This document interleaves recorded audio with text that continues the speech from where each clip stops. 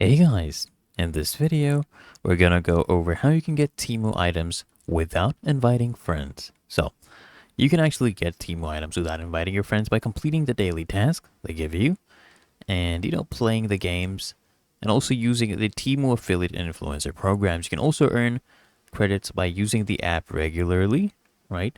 Complete the daily task. You want to be active on the app, complete the daily task, participate in other games, right? I'll show you how to use the affiliate programs, right? And the influencer programs, you can find those here. And all you need to do, guys, you can also find coupons, offers right here. Sometimes they actually give you free items as well, right? And then, guys, you just want to use these affiliate programs, influencer programs, just increase your chances of winning the rewards.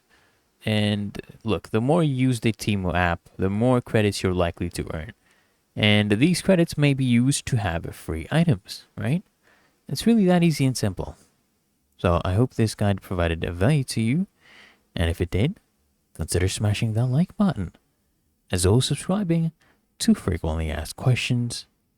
And I'll see you guys in the next one.